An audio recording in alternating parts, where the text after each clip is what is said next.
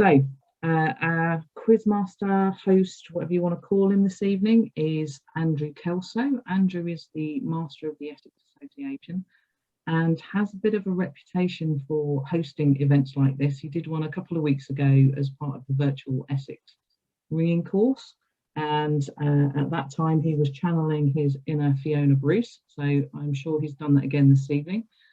Andrew is going to introduce the rest of your panel.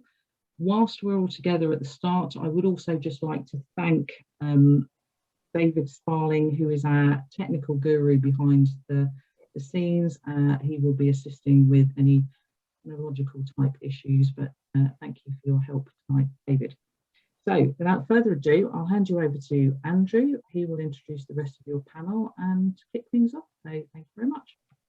Thank you, Vicky. I was going for David Dimbleby, but I'll take Fiona Bruce. That's fine as well. Both are distinguished question time hosts.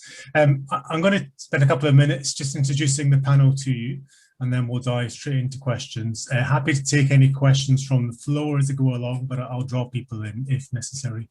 And if you've submitted a question, I might come back to you and ask you what you think after the panel have asked their question. If you don't want to contribute, they just wave a hand or don't respond, and that's fine. There's no obligation to do that. But it'd be good to hear what you think the answer to your own question is as well, if possible. So first of all, I'd like to introduce and welcome Lesley Belcher. I will always associate Lesley with the American Ambassador's residence in London, because that's where we first met. So I will always remember Lesley that way. Lesley's been the chair of the Association of Ringing Teachers for the past 2 years, and she was taught to ring. She comes from a ringing family and was taught to ring by her grandfather in Leicestershire.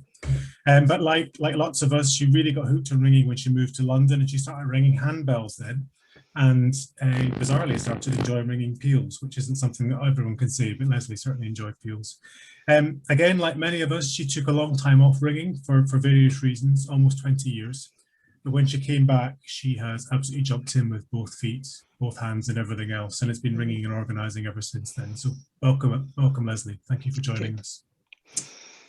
Next up is Josh Hutchinson. I did a quick survey of Bellboard, and that pinpoints Josh's early years to ringing in Sussex, and he's confirmed with me that he learnt to ring in 2014 after a chorister in his parish church took up ringing and dragged him along, and he was hooked as soon as he went there. He has clear leadership qualities. He was vice tower captain when he was 15, became captain the following year, and he called his first peal in 2018. He rings with the Lilliput Guild, and he's also studying music at the University of Bristol. And since being in Bristol, he's really taken off some handbell ringing, and he thinks he now prefers handbell ringing to tower bell ringing, which I think lots of us can relate to. Over the past, over 7 years later, since learning to ring, he still hasn't found a balance between ringing and choir. And I'm sorry, Josh, but that's just going to be the rest of your life. You'll never be able to balance out the desire to ring with all the other pressures in your life. But it's nice to have the choice, isn't it? Welcome. Next person I want to welcome is Mary Jones. I'm delighted to meet Mary. Mary and I have been corresponding for some time on email, and I'm hooked on the things that she writes. It's a real pleasure for me to meet her here tonight. She's a Ringing Remembers recruit from Norfolk, so she's a real recent recruit to ringing. And she rings with a novice band at a rural tower, and she's also taught at a ringing centre, the Broadland Ringing Centre, which is based in South Walsham. She works as part of the Norwich Diocesan Association. She represents new learners on the eastern branch of that. And she also organises volunteers for the amazing Mancroft Ringing Discovery Centre, which is in Norwich. And any of you that haven't been to Norwich to see that ringing centre, I can really recommend it. It's incredible. Since lockdown, she has found a home with handbells and is an absolute incredible advocate for handbell ringing. And I've been jealous of her progress and following it closely online. And many of you will know her by a different name. She's the author of the Accidental Ringer blog, which is online, and she also has a column in the Ringing World. So welcome, Mary. Thank you for joining us. And then finally, Simon Linford is currently the president of the Central Council.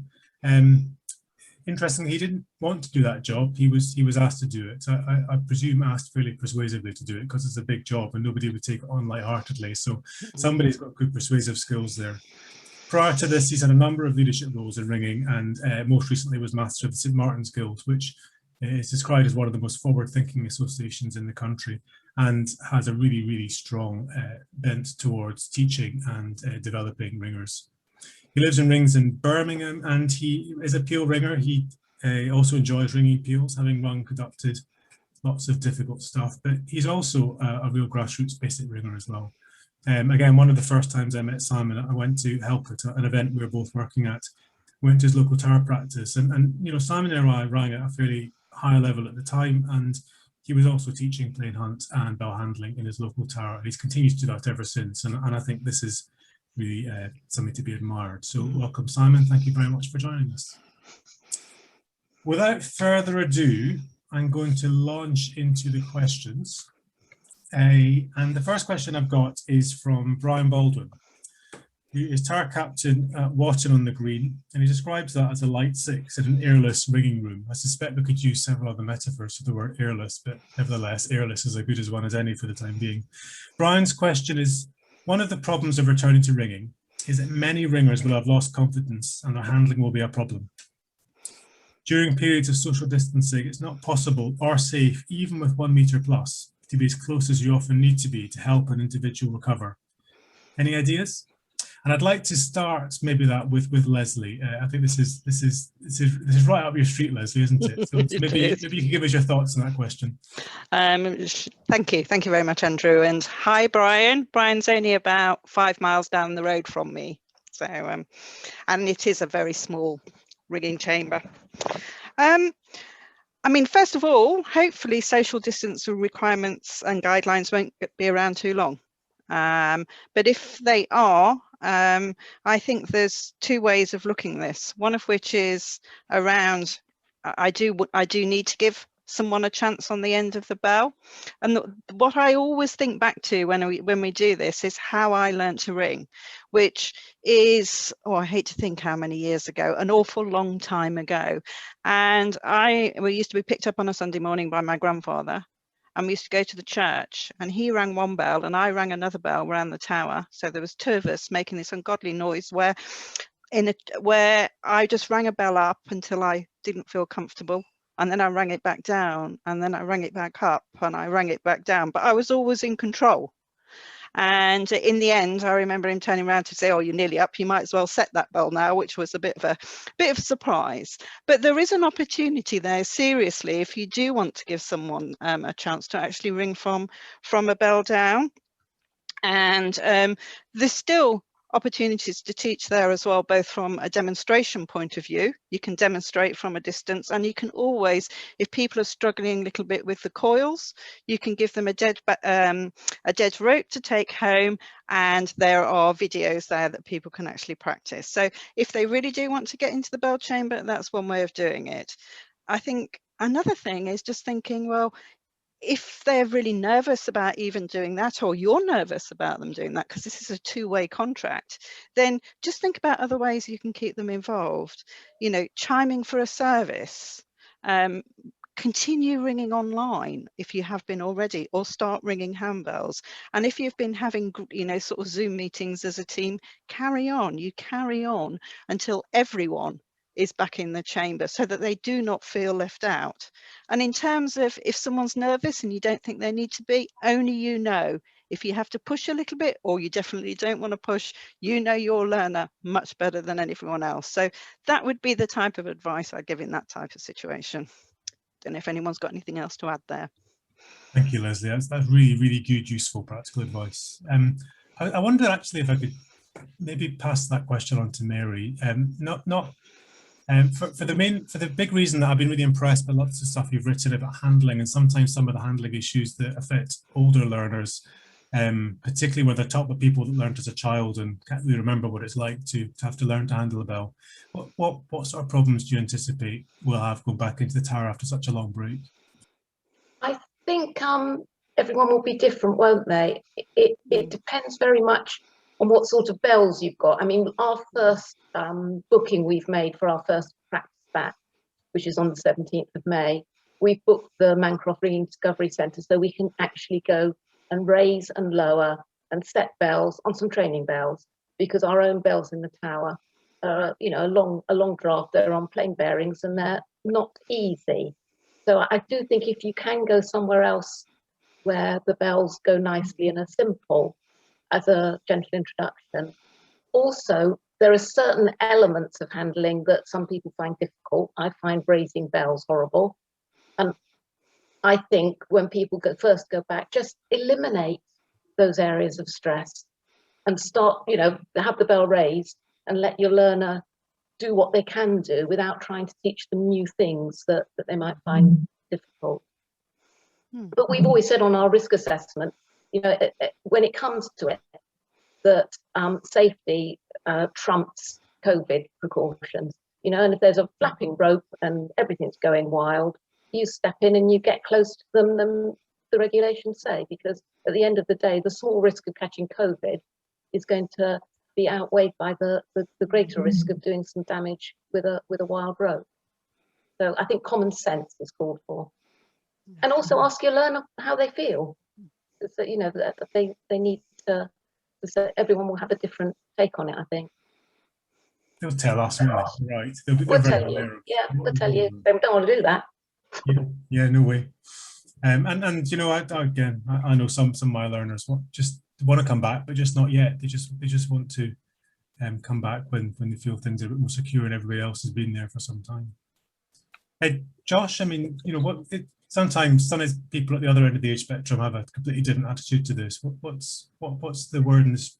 Well, not the word in the street. What's the word in the tower from younger people? Are they worried about going back, or is it just not something that's on your radar? I think naturally younger people, you can never speak for everybody, but younger people tend to be less concerned about going back.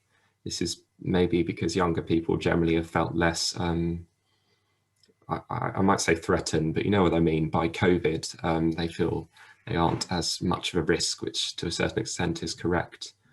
But there's also you often find a lot of enthusiasm in younger ringers, and if you can't see enthusiasm in your young ringers, it's often because they perhaps aren't confident enough to show you. But I think one thing is that young people especially are incredibly driven to get back in the tower and are willing to do that as soon as. I was also going to add on to Lesley, and Mary's points actually. See, every tower's situation is different, every learner's situation is different.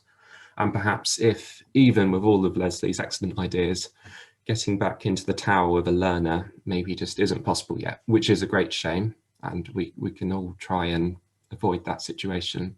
But there's a lot to be said for maintaining your social relationships with your other ringers.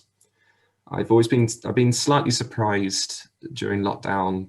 Some bands have, they've been on Ringing Room every week or just Zooming each other. Some bands, the odd email. Some bands haven't, maybe because before lockdown, they didn't have a particularly strong, I'm calling it a social connection with each other.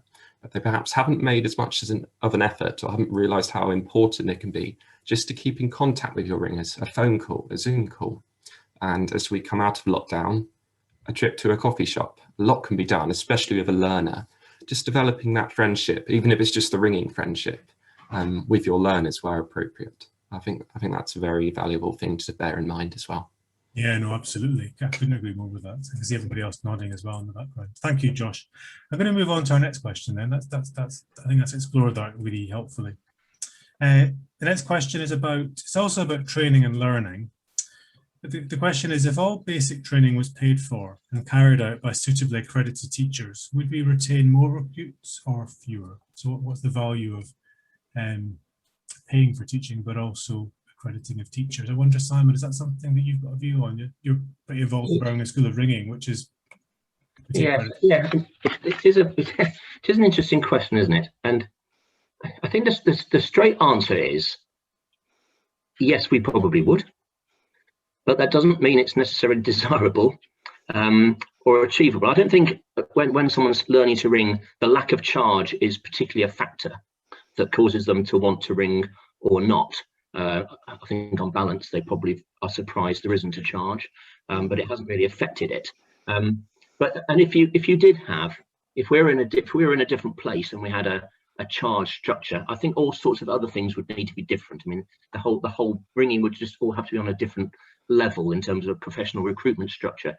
You'd lose the ability to go along to the person who looks like they might be a ringer in your congregation and say, would you like to have a go?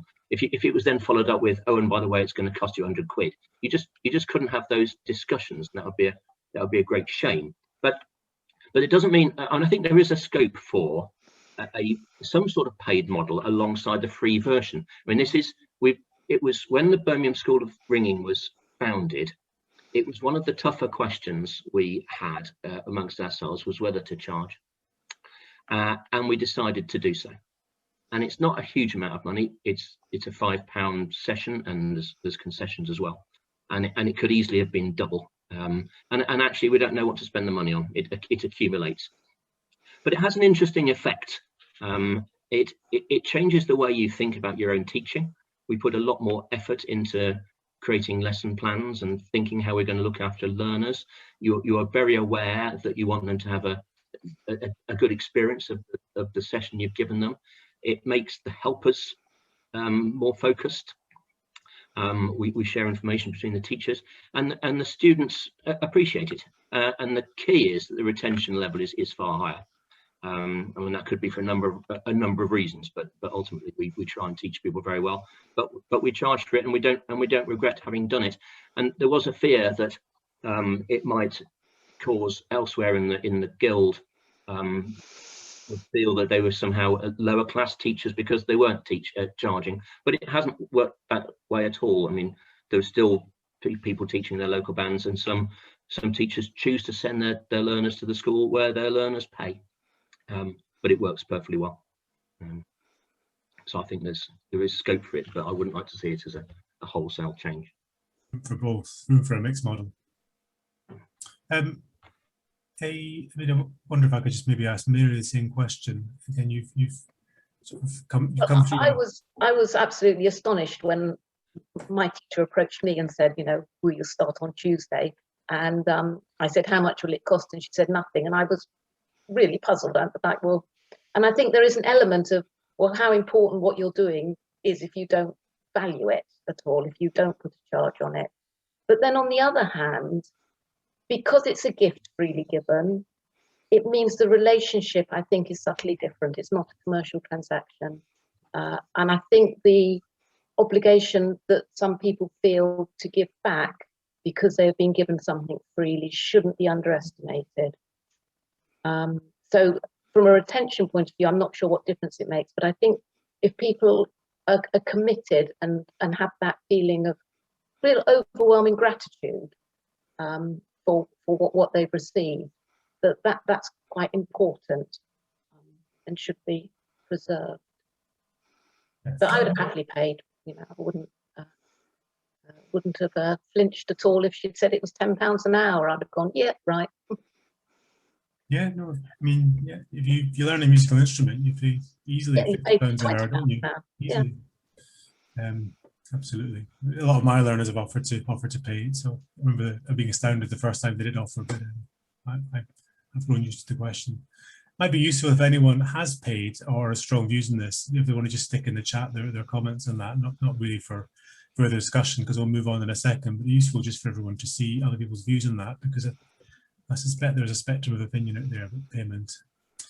Right, moving on. The next question is from Richard Bimson, who's a member of the Leicester Diocesan Guild. One group of ringers which concerns me, he's put concerns in quotation marks, most are those who just learnt before lockdown, i.e. just about the handling stage of call changes.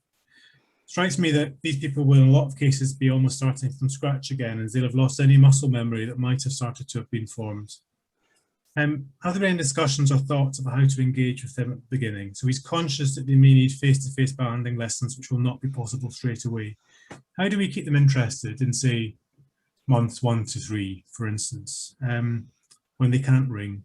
And if others can ring but they can't, is this a potential area of lapsing if we can't get them in the right way early on? So how do we use all the tools available to us other than socialising to keep those very early ringers in? And I can see Lesley smiling at me, I think because she knows I'm going to come to Lesley, because again, I feel this is right up your street. But what do we do for those really early ones, really early learners? Okay, well, there was a Facebook post, I think about 6 weeks ago, about something like this. And I thought, do people who have just started to learn to ring rounds, do they lose their muscle memory or not? And so I actually rang up a learner that she had learnt with her son, or probably about 20 years ago, and then the son got embarrassed by his mum being there.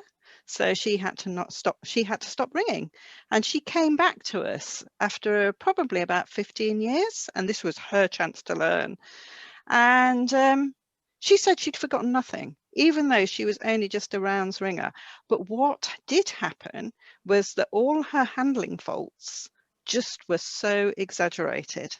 And she had a bit of a floater on her right hand, and so we had to spend an awful lot of time correcting her handling faults. So I was less concerned after that about people who have been taught, I mean, okay, all the way through and can ring rounds, but no further, that it is already in their muscle memory, but it's not exactly correct ringing. So I think we, as teachers, are probably going to have to think a lot about taking a long period of correcting some of those faults. And I think, but if you're in a situation where you really can't think that you can teach them, and there could be a long period, then I think, and if they can see other people ringing and they can't, you're just going to have to be honest with them.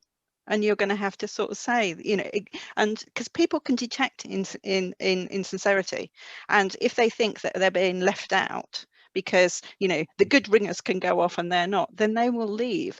So try and talk to them and just try and get them involved. Do all the stuff that Josh was talking about, take them to the pub afterwards.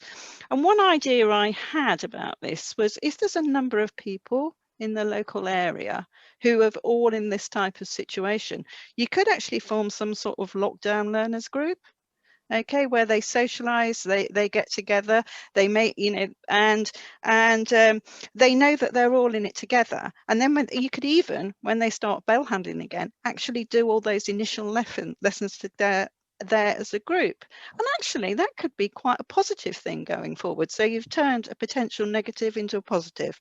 Just a thought. Yeah, it's a really lovely idea. So I don't think about at all. Simon, do you have anyone that had just learned to handle a bell at lockdown and is you know, going to really want to bring back?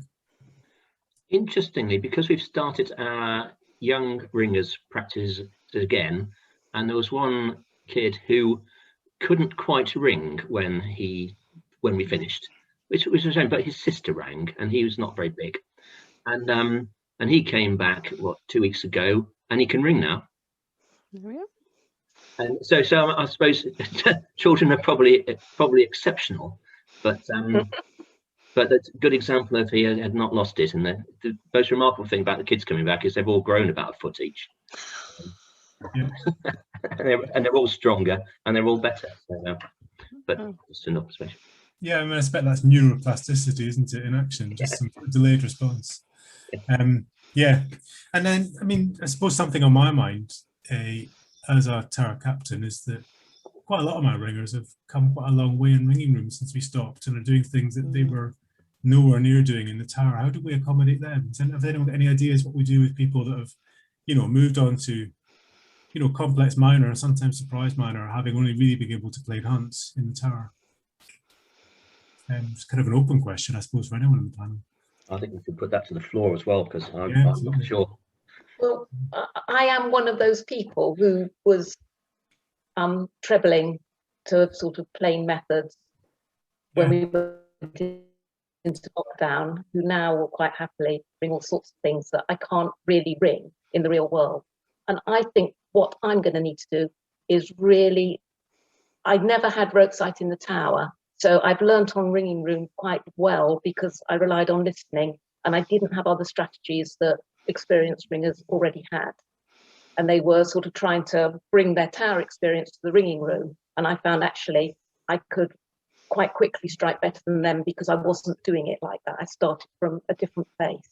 So I've now got to do the reverse and go back to the tower, and I'll have to really, I'll be relying on my listening for most of it. So I think it'll be interesting. My plan is that I need to develop absolutely exquisite handling so that I can more or less close my eyes and put my bell in the right place, because that's what I do in ringing room. And if Ropesight were to come along, if in the intervening year Ropesight had magically appeared, I'd be extremely grateful. But I suspect not. So I think some of us are going to have to look at things differently to how maybe experienced ringers look at things, because our skills and our strategies are subtly different. Yeah, I mean, So I'll let you know later whether it works. Yeah.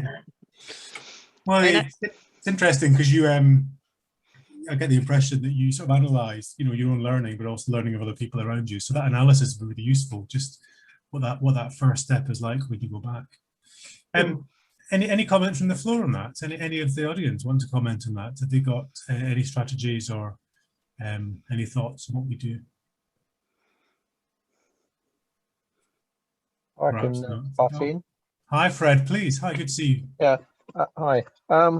Yeah, I mean, we haven't exactly got a strategy, but we've certainly noticed that several of our learners, well, one in particular, has made enormous strides via Ringing Room. And we're just going to have to, well, she fully realises that she's going to need to improve her bell handling skills, given that she hadn't been ringing all that long before we started having lockdowns. She's going to have to improve her bell handling skills markedly in order to be able to ring in the tower stuff that she can ring very easily on Ringing Room. But we certainly haven't got a strategy other than help her work on handling, which is going to have to wait a bit. Yeah, thank you, Fred. Yeah, I agree. Handling's key to this, isn't it? I mean, I don't think any of us can blame ourselves for having a strategy. Nobody's done this before. We're all new at this, aren't we? This is brand new to everybody. I think there are one or two ways that you can try and think about it a little bit differently. So I think in Ringing Room, one of the delights of Ringing Room is you haven't have to worry about having a bell in your hand, and it's all up here in your head. And so everything has been theory and method based in terms of goals and development, etc. And going back, we have to, I think, almost reset what people's goals are. So they're not about being able to, in a month's time, I want to be able to ring Stedman when I can't set my bell backstroke or hand stroke or something like that reliably. It's going to be much more around, you know, sort of, I am going to get bell control and I'm going to ask my teacher, or if I'm a teacher, I might give my learners some intensive handling lessons and, you know, have more practice time associated with exercises around bell control. Striking, let's have goals and group goals about, you know, about striking and performance. And so, and when we get to the theory, we don't have to give up Ringing Room. And when we say Ringing Room, we should also say ding as well, of course. But we don't have to give them up. You know, we can, if we really enjoyed it and got a lot of satisfaction out of it, then we can continue to do that and have the stuff in the tower as well.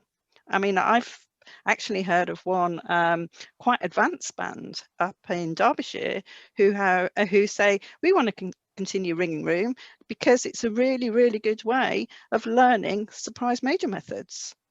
And so they're going to continue it as a learning tool and nothing to do with bell control or anything like that. So there, you know, it's a lot of it is about mindset as much as it is about, you know, sort of taking a step backwards. It shouldn't be thought of about that. It's about actually just taking up all your bell handling and performance into the same level, I think, as your theory. So it'll be interesting to see, won't it, of people who've got their bell handling completely sorted. So they were maybe poised to start ringing plain hunt. And as we all remember, or currently know, you start ringing plain hunt when you probably haven't quite got your handling absolutely perfect, and you're still worrying about whether the sally is actually going to turn up in front of your nose, and you're doing plain. And it'll be interesting to see whether people who've now learned to plain hunt in a virtual environment and hence understand it, and might even have got a bit of rope sight or worked out a way of following or listening, whether they are able to plain hunt on real bells more quickly. And if that does turn out to be the case, does it form part of the teaching process? Well, one of the things we're doing at ART is we're looking at our teaching modules, particularly our foundation skills and early method rigging, and sort of saying, you know, some of the really good things that we've learnt in terms of ringing room, we should take that in and put it as into the teacher's toolbox for when they're teaching those things. So the ability to count your place. I mean, as Mary says, you don't use rope sight too much in ringing room, but you have to count. And how many times have we had learners who said, I want to learn how to count when they turn up at a practice and want to know where my place is. And yet ringing room just teaches that instinctively. So it will go back, I think, into some of our, our teaching material, and it should be in anyone's teaching, I think. If I could add on that, Andrew, to Lesley's point. I'm sure everybody's noticed, especially with those who took up ringing not too long before we went into the first lockdown. I think we've all experienced from learners a phenomenal level of progress in terms of theory, so learning methods, and the very important skill of counting places, which has been provided on Ringing Room or other similar platforms. I was in a Ringing Room session with some of the ringers from my tower at home in Sussex, and one ringer, she's progressed immensely in her method ringing and also her counting places. And she said, "This is all good, but what am I going to do when I get back in the tower? Isn't it a bit useless?" And I said, whoa, don't bring yourself down. You've put in all this effort learning all these methods. You should, I mean, it's important for those running towers or who will be returning to running towers to value the progress their learners have made on Ringing Room. Sure, they haven't been able to be on the end of a rope, but the theory progress made is astonishing. And how often before the pandemic in the tower do we go home thinking, God, I wish my learner would do their homework. They'd progress their theory so much quicker. Well, they've been doing the homework now on Ringing Room. And that's something I think we really need to value going forward, and especially, and also the skills which Ringing Room has provided in counting places. I mean, really good point. Which I think will be useful going back into. Desperately try not to say it myself, to be honest, because I'm not on the panel here, but we're as a group of people, as a pastime in ringing, we've been very high in practical and very low in theory, haven't we? And homework is pretty low down the list of priorities for most people. And this is a way of making it fun and interesting and interactive and social. Quick question for all of you. Starting with you, Josh. Does Ringing Room have a future? Yes, I think so. I'll try and keep it brief. But I think we won't completely understand what Ringing Room or whatever Ringing Room turns into, or Ding or anything. We won't completely understand its full role until we're out of COVID, or out of COVID in some sense. It will take a while to settle, I think. My prediction, my bet is that it will be incredibly useful to handbell groups, especially handbell groups who live quite far apart. I also think it might get even more popular with younger ringers, especially very younger ringers.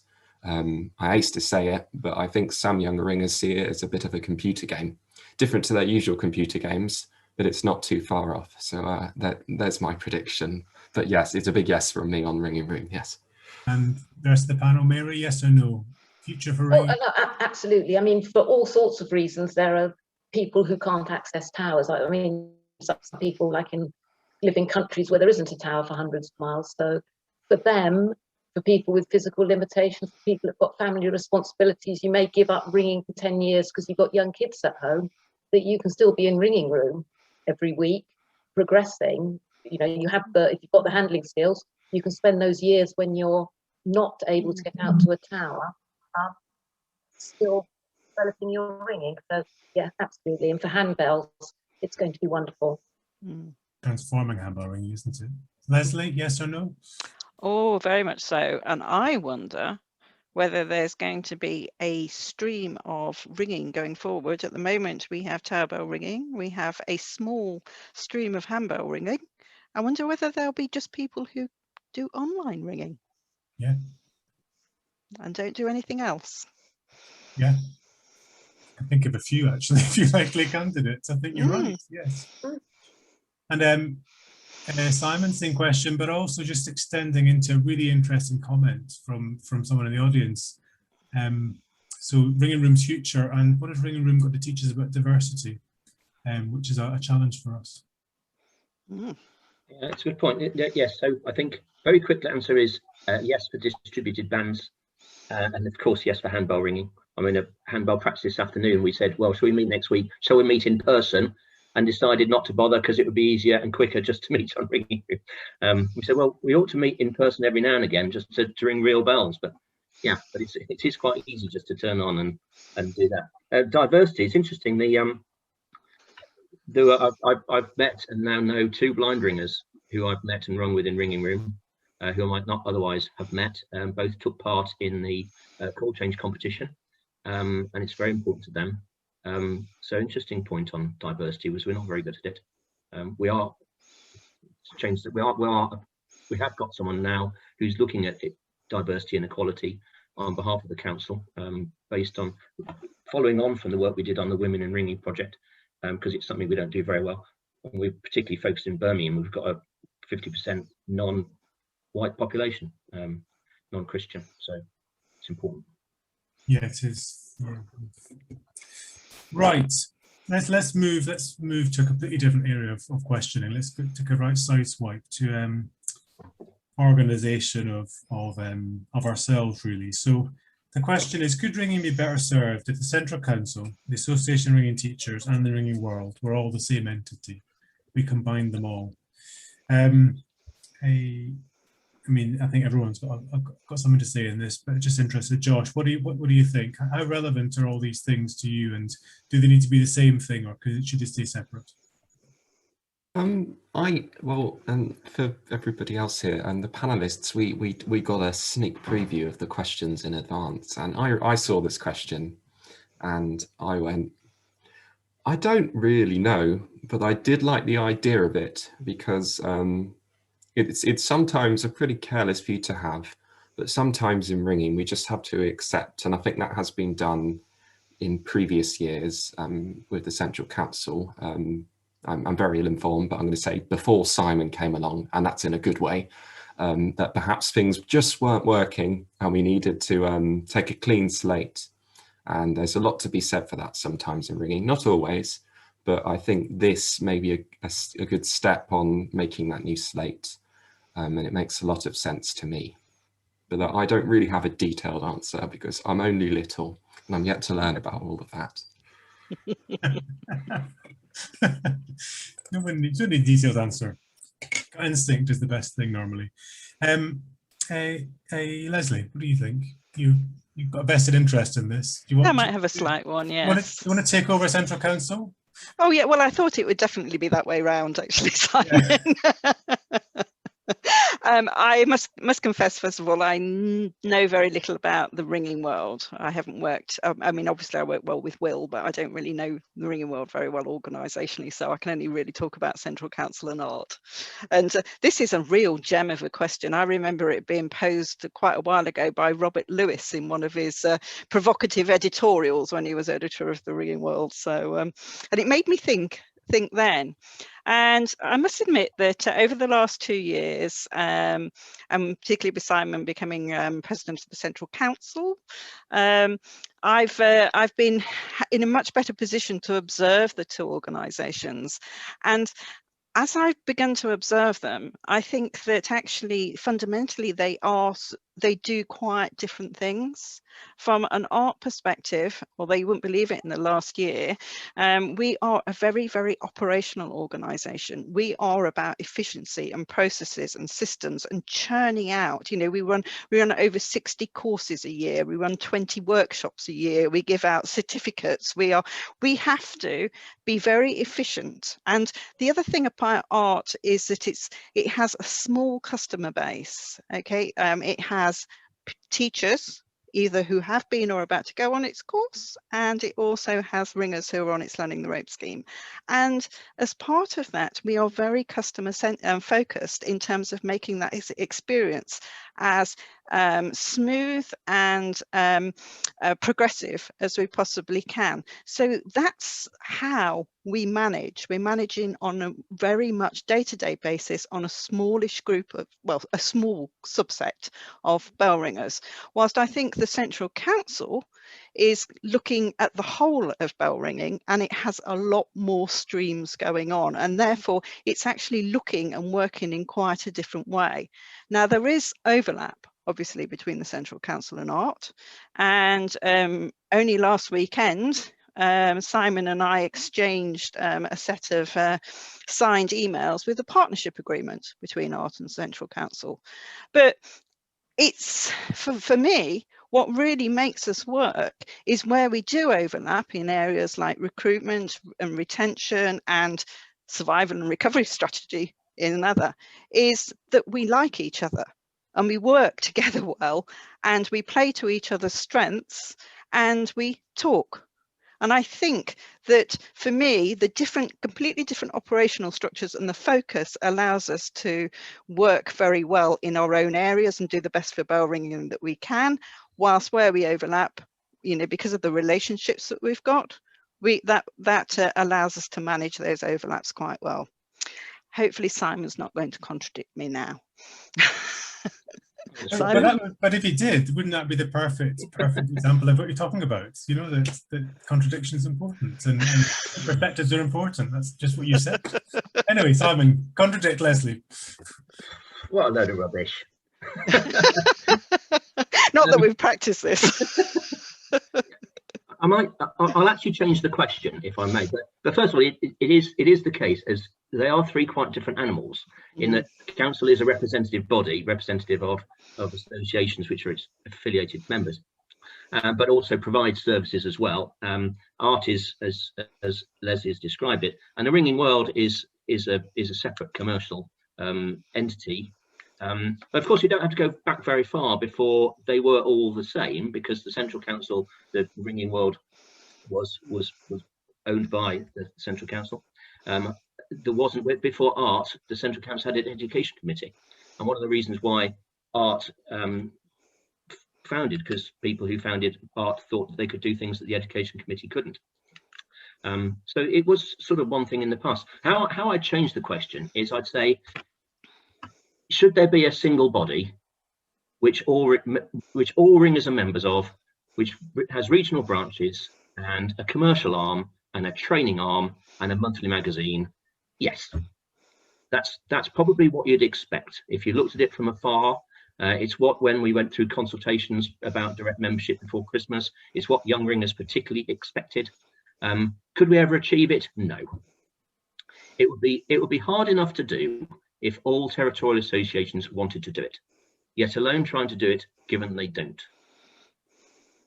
So it's very difficult. Interesting, we had a talk by the Handbell Ringers of Great Britain on Wednesday night, and they were showing their structure, which was unencumbered by as much history as the Central Council has, and it was set up more recently. And they have a structure with regions, 8 regions, and direct membership. And if a region needs money gets passed down, and they have a monthly glossy magazine, and it's a sort of structure you might dream of, but it's not the structure that that tower bell ringing and change ringing has. So I think it would be interesting, but it works relatively well, provided all the partners work together, which they currently do. You can have some very neat structures that work followingly, can't you? And some very messy structures that work incredibly well. You can't always predict. Right, I'm going to move us on a little bit. This is a question from David Kirkcaldy. Yeah, I don't know whether it's David's question or whether it's submitted by somebody else. David's come a very long way if this is his question, but never mind. Maybe he's just accommodated very well. So David's question is: I have trouble when I ring at towers other than my own one. I forget which the treble is. Should all towers have a different colour Sally on the treble so I know where I am? Mary, what do you think? Yes. To save the embarrassment of someone like me who could quite easily take the wrong bell and find that when they thought they were going to be treble bobbing for something, that they're suddenly on the second, or even worse, on the tenor if it was an anti-clockwise ring and they've got to do something intelligent. So some sort of indication. I mean, you go into a strange tower and you look round, and other than dinging the bell, I don't see how you're meant to know what's what if there's nobody there with you who's in that tower, if you're a visiting ban. So we have a little thing on the wall to say which one's treble, but I think it's some mark, even if it's on the carpet, just something to let people know. But different coloured Sally, that would be good. Yeah. Anyone noticed the Sally and ringing rooms are different colour on the treble? It wasn't at the beginning. They changed because people, yeah. That might explain why it took me such a long time to notice. I thought I was just unobservant. Lesley, what do you think? Different coloured Sallys? Well, I think sometimes, you know, sort of experienced readers scoff at the idea, but I was very pleased to see Mary said yes. I mean, at the boring, for example, every fourth salary is a different colour. It's just a different way of, you know, a different scale of the problem. I mean, I think David meant this as a light-hearted question, and I wondered whether, you know, maybe we could have other conventions as well in terms of Sally colours. So, you know, the visitor's bell in a tower, you know, the one that drops, you know, and the people don't tell you, you know, sort of till you get hold of it. Well, you know, how about putting a red Sally on that one? And, you know, could we have a convention for odd struckness on Sallies? Would be an interesting one. And then obviously there's the learner's bell, isn't there? Warm, pink, fluffy, comforting. But anyway, lots of things you could do with it. Yeah. I'm not sure we do enough with colours of Sallies, do we? I'm really struck by the Sallies at Mancroft in the Ringing Centre that have a three-part colour scheme that gives you something to aim for when you're learning and something to catch. I mean, it's a no-brainer, really. Oh yes, the green zone. Yeah. But then you see the reason why that colour is because of the football team. They're Norwich City colours. Oh, is that right? Well, yeah. Of course they are. It's not random. Of course they are. Josh, any comments on Sally colour and how we can use those sorts of visual cues better? Well, Mary makes a very good point, and someone has just mentioned in the tower that they reckon that you should also always be met by someone on an outing. So this may be a bit naughty of me to say, but I think I'm against it purely because when you turn up at a tower on an outing and it's a tower where you get a key out of a safe or something, a couple of those in London, I think there's something quite fun about starting to ring up in Peel and nobody knows which bell they're holding, and you just got to find it out the hard way, which I quite enjoy. I have lots of funny ringing memories of going, you know, I can't even remember what you say when you start ringing up in Peel. Here's one, there you go, here's one, or something like that. And no one really knows what one is, and there's just a cacophony of laughter when you realise that you thought you had the treble, and in fact you have the sixth or something. So I'd be against it. I think it removes a level of humour. Yeah, a bit of jeopardy. Yeah. All right, Al's got his hand up. Do you want to come in, Al?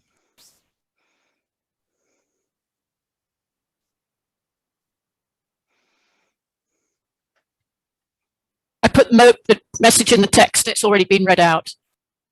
I'm not sure whether the chats are working or whether it's by voice.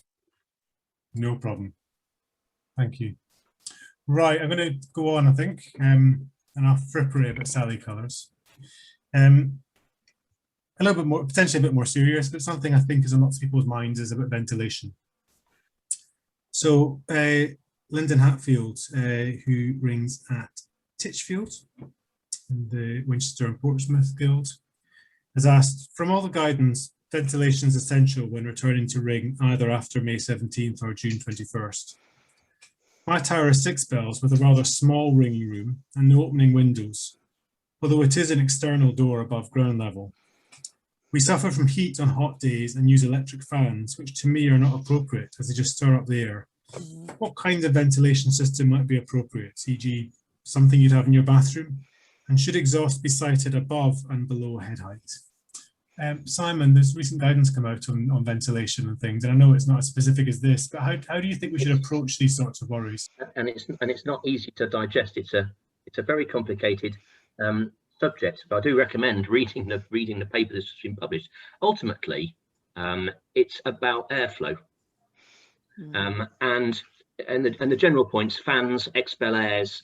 They're not actually very effective at getting rid of virus carrying air. What is effective is a through breeze. You want it to feel breezy, not just feel cold. That's what's got to happen. You've got to have the air being changed, and you can get air purifiers with HEPA filters, and they're very expensive. They're sort of 4-figure number type HEPA filters, not 30 quid ones, and they get used in laboratories and things like that, and they do change the air. But ultimately, it is about air change, and small ringing chamber without an openable window, it's going to be very difficult to change the air.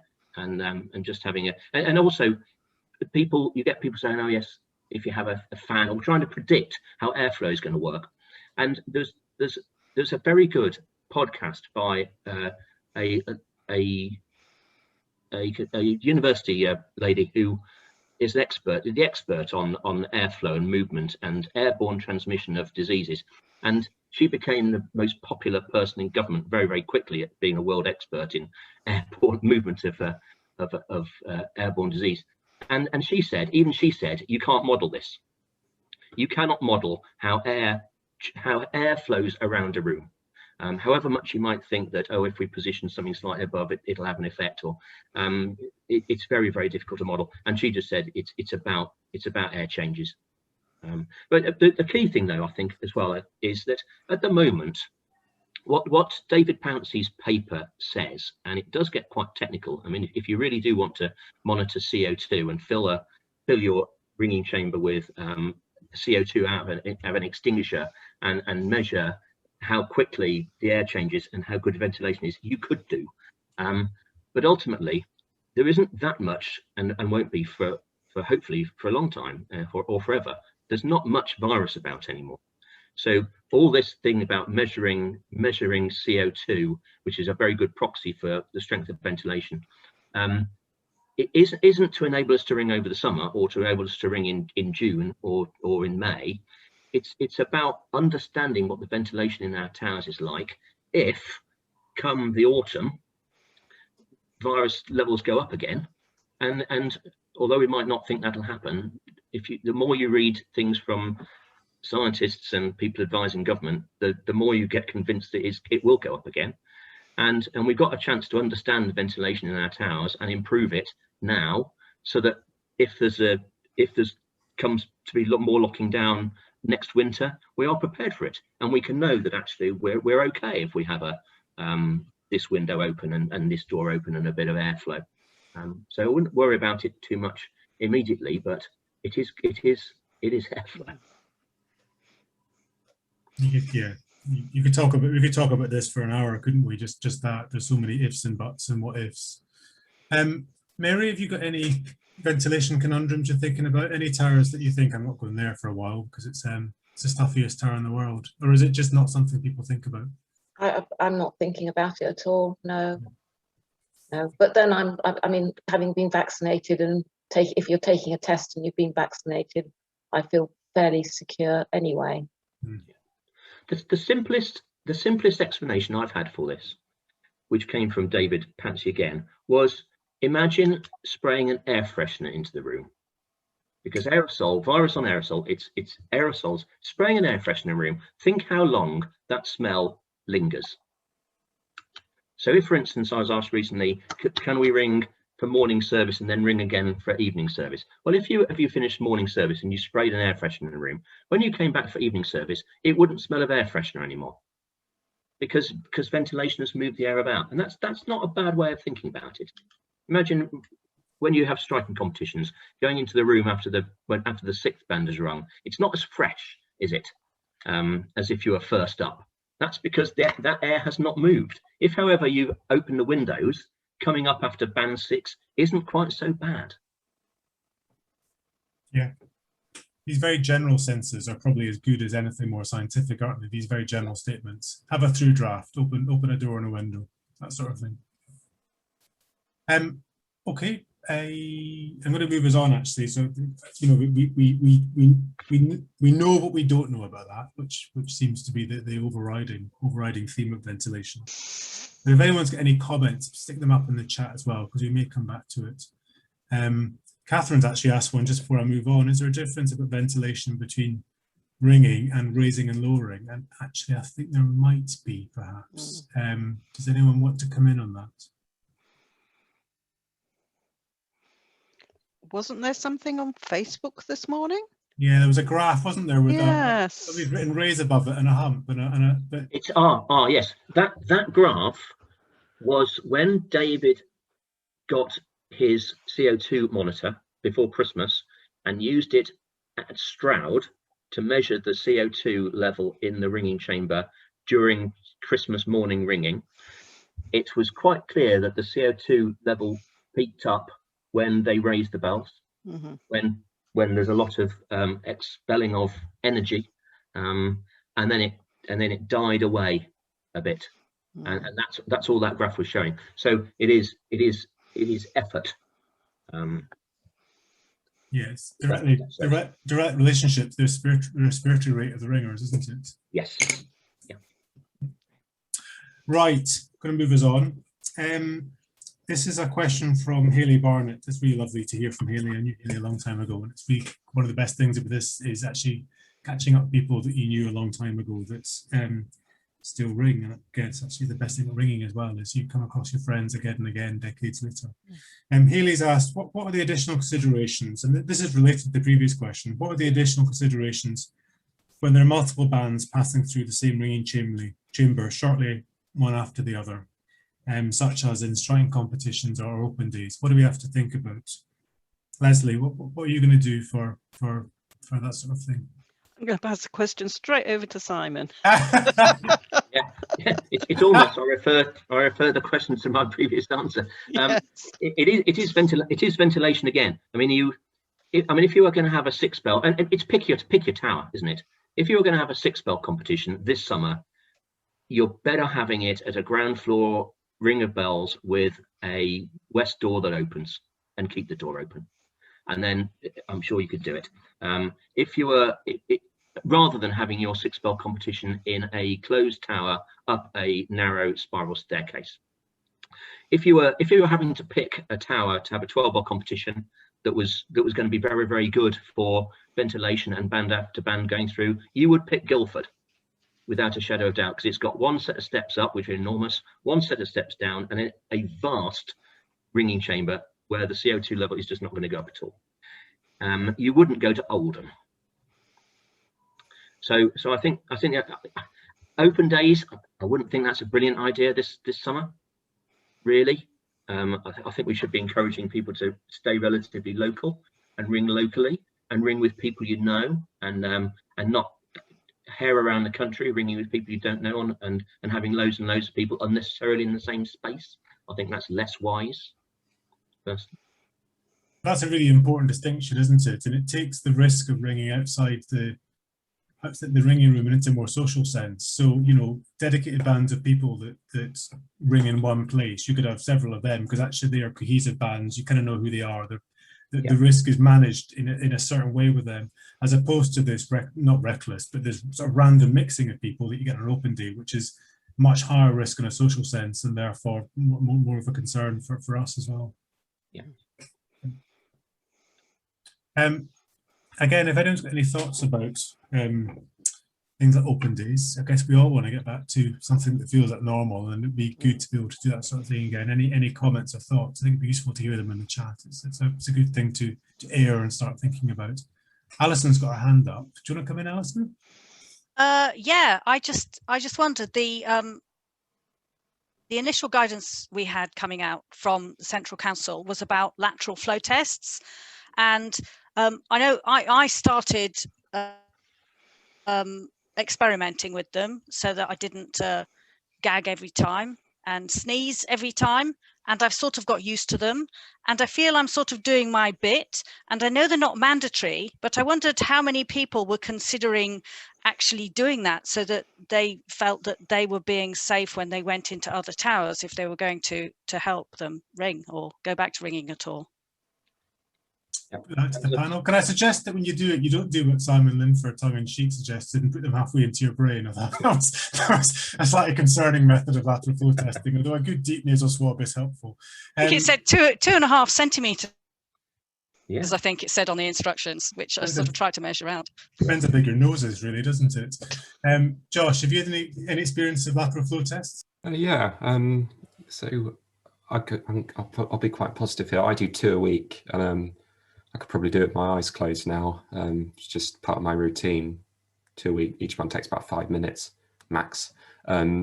So in my opinion, I'd say if I had to take a lateral flow test to go ringing, I'd do it. I wouldn't even think twice. I'm not saying I want to be doing them forever, because I think we all obviously want to say goodbye to all of this. But if that's what it takes, then so what? 5 minutes, that's fine with me. Yeah. Do you share that view, Lesley? Oh, sorry, Simon, were you going to come in? Sorry, I saw you. I was going to say it is the item of guidance that's caused most controversy, and partly because I think it came over that it was mandatory, and it wasn't meant to come over that it was mandatory, so it got altered. But it is just worth understanding what the different things are. There are some measures which protect you yourself, and the things that protect you are being vaccinated, wearing a face mask to a certain extent, and not coming close to anyone who might have the virus. So those are the things that protect you. And the things that protect other people are not vaccination. Vaccination doesn't protect other people particularly, although it does seem now that it does prevent transmission more than it might have done. So that is really, really good. Lateral flow tests, they protect others, because they show, although they're not perfect, and people say, oh, there've been false positives and there's false negatives, the reason why we're being told they're useful is because they have a very, very good chance of detecting people with high viral loads. So if you are at risk of giving it to other people, the lateral flow test will probably tell you. So if you've got a completely vaccinated band that's not coming into contact with anybody else, it's pretty safe. But if you have unvaccinated members of your band, for the kids, I mean, I would not go to look after my kids' band without taking a lateral flow test, and I take twice a week. And it's not that onerous. Everyone else in my house takes one. It's not that hard. I do mine fairly regularly as well. Got quite a lot of questions to get through, and actually some come through the chat as well that I'd like to get to if we can. So I'm going to move us on if that's okay. The next question is anonymous, and I suspect you'll work out why it's anonymous when I read it out.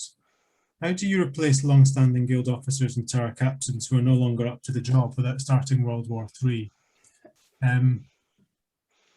Mary, what would you do if you felt that your guild officer or tower captain just wasn't really what was needed? How would you approach it? I don't think this is a ringing problem. I think it comes up in all organisations, and particularly, voluntary organisations.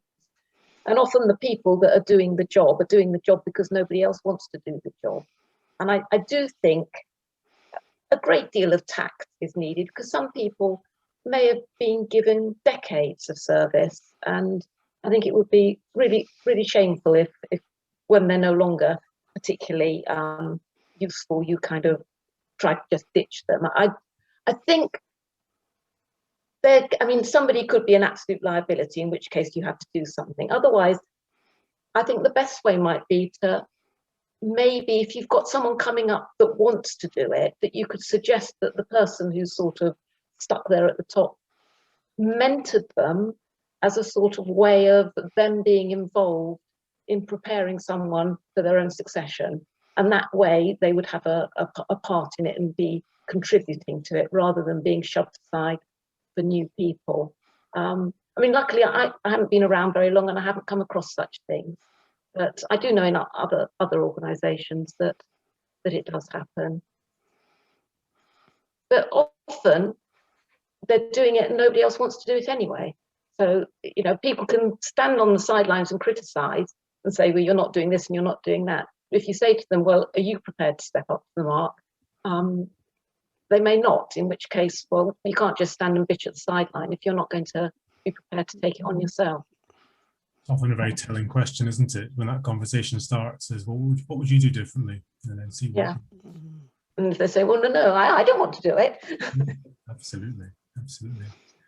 Josh, have you come across that in your time? Some situations of a kind of a similar nature.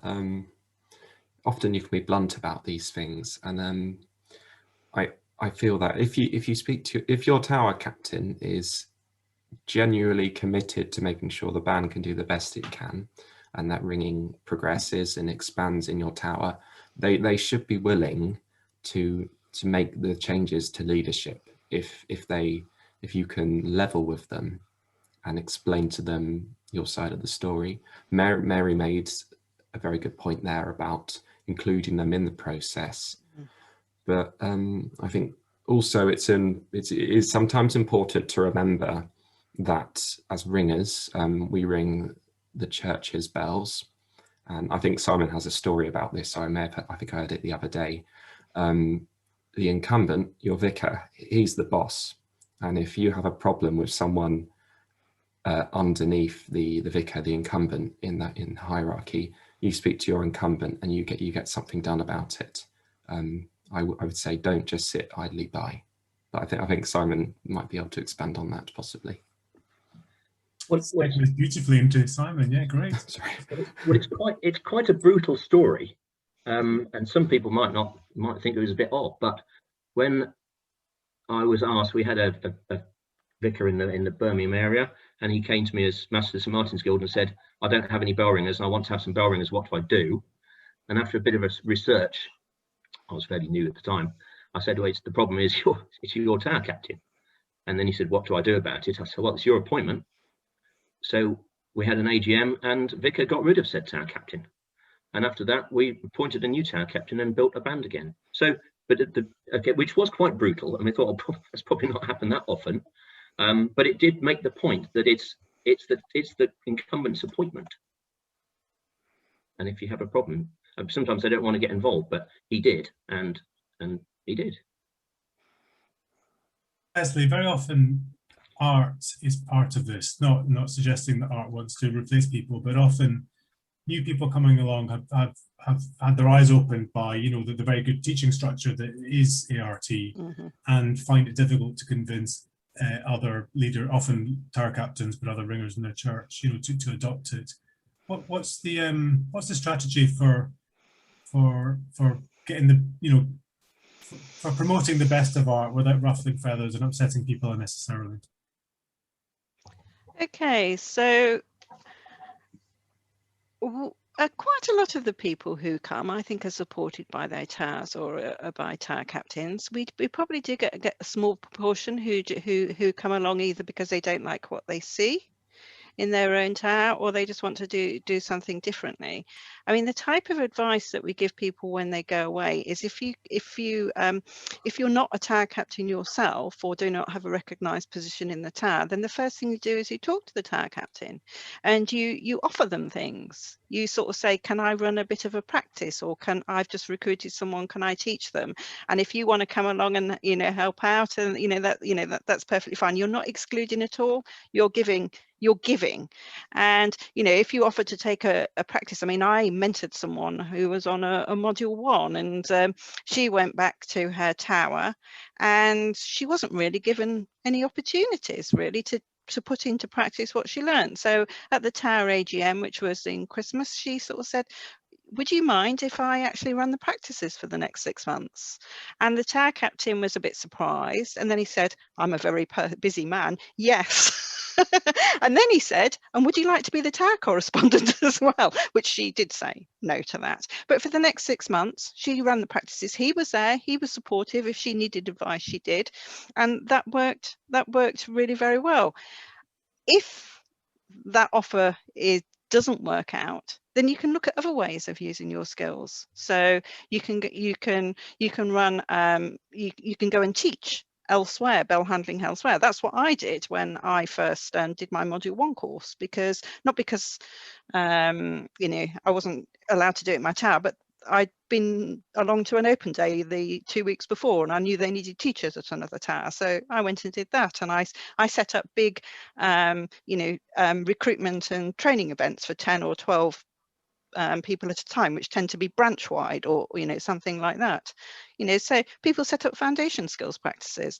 There's lots of ways that you can put your art skills into action without being a tower captain, or even doing it at your own tower. And it just requires a little bit of creativity and thinking, what does my area need?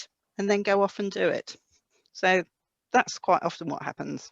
Really good tips, thank you. Really good practical suggestions. And it happens from time to time, isn't it? So it's good to have a strategy for managing it. Actually, there's an opportunity for you to plug one of your talks, Lesley. So Catherine Saunders has asked, do ART run courses for developing tower captain skills, or how to run a good practice? Do you want to plug your talk later this week? Yes, well, we have one of our tutors, Lesley Boyle, who's going to be talking on Wednesday about top tips for running a good practice. And I am going to be going along, and I've been to a couple of her courses. I know I'm going to learn. And you know Lesley as well, don't you, Andrew? So she's a wonderful exponent of someone who thinks hard about her ringing and has very good interpersonal skills. Yeah, unbelievably patient is the way I describe Lesley. Incredibly patient. Yes. Completely envious of her for that.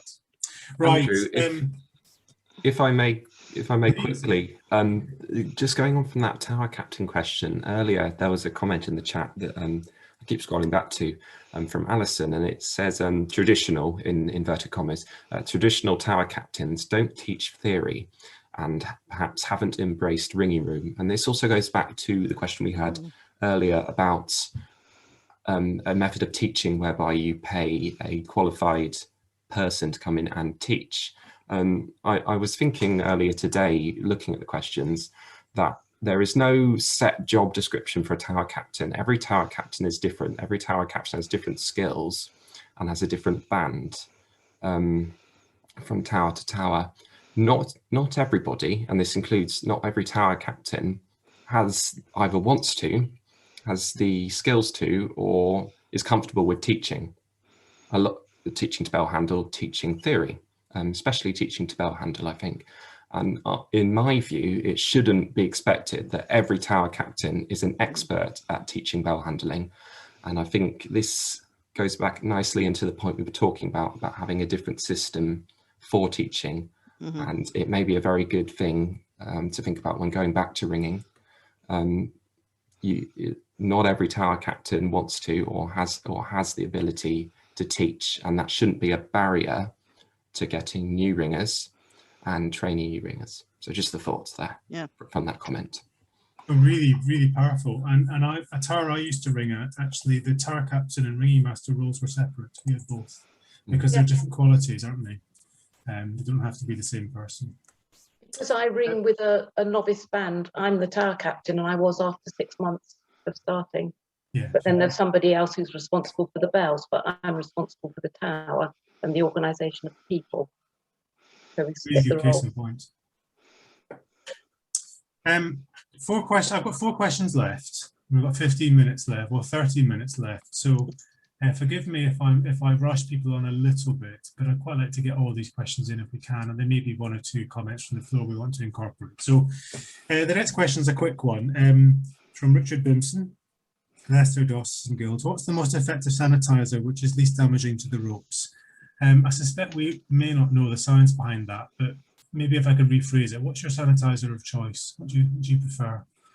Whatever is at the supermarket, do you pick a particular brand? Does it matter? Any panelists? I have not heard of it. I mean, the key point there was whether any different ones, you have to have a certain alcohol content, otherwise they don't work. And in early days, you thought, how on earth would you know? But of course, it says on it, and it's got to be 67% or whatever. I don't know about damaging ropes. I think it might be a price we have to pay. But the ones that have higher alcohol content dry quicker. Anyone else? So I know a little bit about this. 70% alcohol or above, and it's not worked until your hands are dry. So it shouldn't matter about the ropes. The rope should be irrelevant. If you're touching a rope with wet hands after sanitizer, it's not worked properly. So so rub it over your hands until they're dry, and then touch the rope. And actually, that gets around the problem of damage to ropes. If anything, it might just strip out a bit of the grease from the 30 years of dirty ringers over a few years. Right, a bit more difficult next time. This next question is a bit more complicated. It's from Lyndon Hatfield, who we've heard from already. I can't understand the requirement for face masks and 1 metre plus when we've all been vaccinated, carried out tests, and are taking part in a physical activity. Why do we still have to wear face masks and be 1 metre spaced apart when things are improving? Josh, do you have a concern about wearing masks, or are you quite comfortable wearing masks for the time being? Probably similar to my answer about tests. I'll wear a mask if it means I have to ring. But the question raises a very good point, one which probably be better for someone from the council or ARC to answer. But personally, I've been fine ringing in masks. Don't think I'd want to ring a peal in masks, but any sort of short ringing, I'm happy to wear a mask. I'll take it off the moment I get out of the church, of course. Yeah. Lesley, how do you feel with a mask on? You happy, or is it uncomfortable? I wouldn't say I'd be happy with it, but if that, as Josh says, if that was the requirement for me to ring, and if that was what would make other people really comfortable in the band who I was ringing with, then I would do it. And I'd be looking for when we wouldn't have to, but actually that's taking them off once we'd started would be less around the guidelines and more around what everyone in the band's attitude to risk was, to be honest. You can't be a band of one, as someone said recently. Yeah, and different people's susceptibilities and risk factors are different, aren't they? And, Yeah. and as a result, their anxieties and personal feelings are different. Yes. Mary, did you take part in ringing last autumn, and were you happy in a mask, or was it? I would prefer not to have to wear one, but again, if that's what it takes, and that's what it takes. Yeah. I find them extremely uncomfortable. Bandanas were allowed, weren't they, at one stage, which is a bit less uncomfortable, but maybe not for some people. And I suppose the root of the question, Simon, which is one that you probably thought about, is why are we asking people to do it? If what's the requirement other than the government guidance? Other than government guidance, well, yes, pretty much government guidance. But it will be interesting to see whether post 21st of June, whereas it had always said all restrictions will be relaxed, and those of us closest who maybe studied it more probably thought that all restrictions would not be relaxed. And even now they're saying social distancing might be relaxed, and that really makes people realise that it was never going to be completely relaxed. It'd be interesting to see whether face masks indoors does get relaxed. It's just an additional layer of I also use the word comfort, but of course that's not the right word. But there was a very important phrase in government guidance I read last week, which I think I put in a guidance note, where it said, in this phase, the government is wanting to give people enough information to make, the phrase was, informed choices. And the informed choice, if you have a band that is completely vaccinated, you don't come into touch with people who aren't, and the people who, or you have tests and you're a metre apart, then and you've got the wind blowing through your ringing chamber, the need to wear a mask is pretty negligible. But if you don't, if you've got people who haven't, and it's all a question of just assessing the risk. They're very unlikely to be mandatory after the 21st of June, I would have thought. One of the things that really concerns me is in some bands when you have completely different attitudes to risk. Yeah. And I can imagine that, that there are some people some ringers I know who are really, really anti this. And I would hate for them to go up into a ringing chamber, perhaps wear a mask because that's what they've been asked to do, and then just rip it off without consultation with everyone else.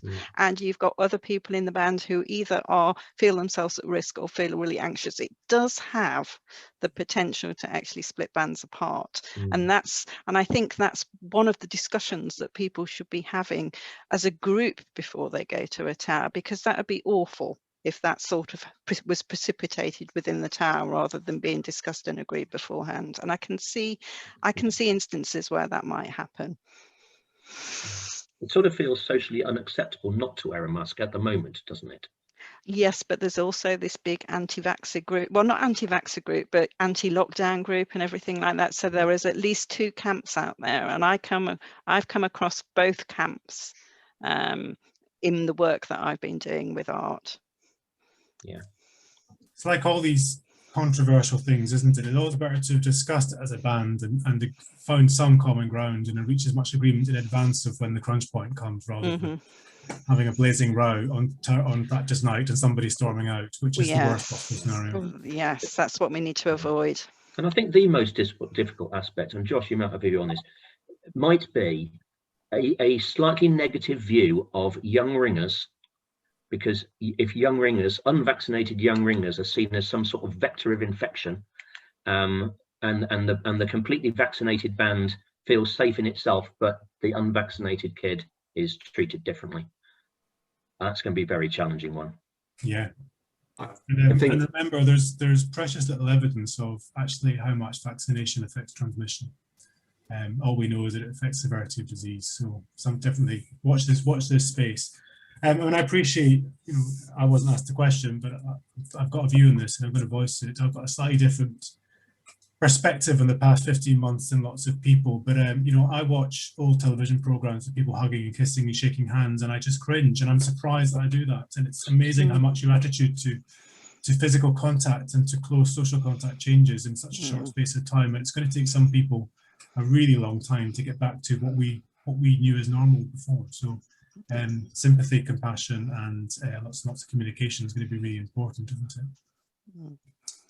I think did Josh have something to say there? Oh, sorry, Josh. Oh, that's right. No, I was just going to quickly say, I think both of what Lesley and Simon have just said highlights that our transition to going back to ringing is as much about the guidance and the rules that you hear from on high or whatever, but it's also as much as about consulting your band and making sure that your effort to returning to ringing suits their needs. There was a comment earlier saying, I'm not going to scroll back, I think it said, we're being taught by 2 70-year-olds or something. What's the guidance on that? Or maybe it was 80-year-olds. And as far as I can tell, it's as much about them as it is about the rules.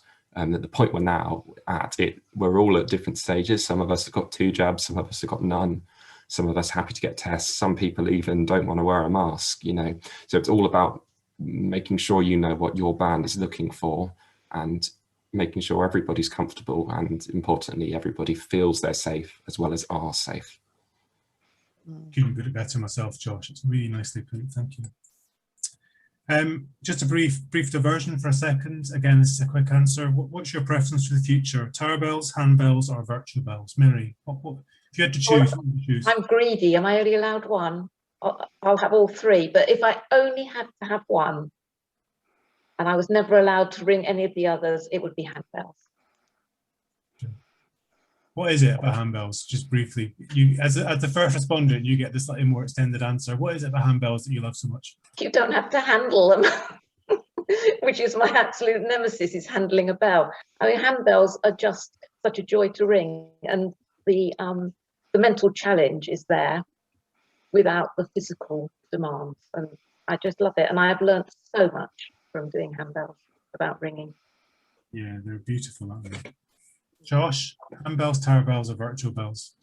Okay, if it was me, just if I'm the only ringer in the world, well, it wouldn't work like that, but just thinking about me, I pick handbells. I'm a musician. I love nothing more than ringing a quarter peal in hand super fast, getting really through it, getting really into a good rhythm until someone goes wrong, then it all goes to pot. Thinking about the whole ringing community, I'd have to say tower bells, because everyone can hear us. It's what we get up every Sunday morning for. We climb the stairs. In the end, I believe it's what we're all here for. But I do love handbells. I can't stress that enough. Lesley, handbells or tower bells, or ringing room? Other brands are available. Yes. This is a question I've been posing for donkey's years, actually. And the answer is quite simple. For challenge and for personal satisfaction, it's handbells every time. For going to the pub and a social life and having all that availability, it's got to be tower bells. If you ask me to choose, I wouldn't know. Do I have to answer? No, you're off the hook. You can think about it. Simon? Cowbells, because I'm better at it. We'll leave it at that. And then last question. This is just for Lesley, actually. Is this the end of the? This is from.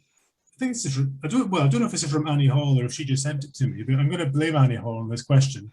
Is this the end of the road for recovery champions, or do they have a future role to play? What do you think, Lesley? I don't think it's for any of us to answer that. It's for the recovery champions to answer. If they find what we've done really useful and they can see that it's going to be useful in the future in one form or another, then if they want to go along that journey, we'll help them. It's been super, absolutely super to be able to see so many people in the same room sharing new ideas and then taking them away and working with them in their own local areas. It's been brilliant. Yeah, if you set up a working party to try and reinvigorate ringing in some other context, it would just have been incredibly difficult, wouldn't it? But this has been really admirable, actually. I've loved watching it from a distance. Okay, I'm gonna draw things to a close there. Thank you to our panelists, to Mary, to Josh, Lesley, and to Simon, and thank you to the audience for coming, but also for joining in the chat, and anyone that asked a question. Thank you for asking. I'm really sorry if somebody asked a question that didn't get to me. I went through everything that I had, but I apologise if you were missed somewhere along the way. And I'm not sure, Vicky, do you have anything else to say to close? No, just to wrap up and say thank you all for coming along. Obviously, there are lots of talks happening throughout the rest of the week, so if you haven't signed up for them, then please do so. You can't come along to the beer festival unless you've been to one of the others. Isn't that the rules, Lesley? Yes, it is, yes. So it's been really great. We've had an array of questions, really interesting to hear some of the answers. Thank you to you all for coming. Thank you to our panel. Thank you to Andrew for hosting our question session, and to David Sparling behind the scenes pressing all the buttons. So hopefully we will see you all either in Zoom or in a tower very soon. Thank you all very much. Thank you. Bye. Thank you.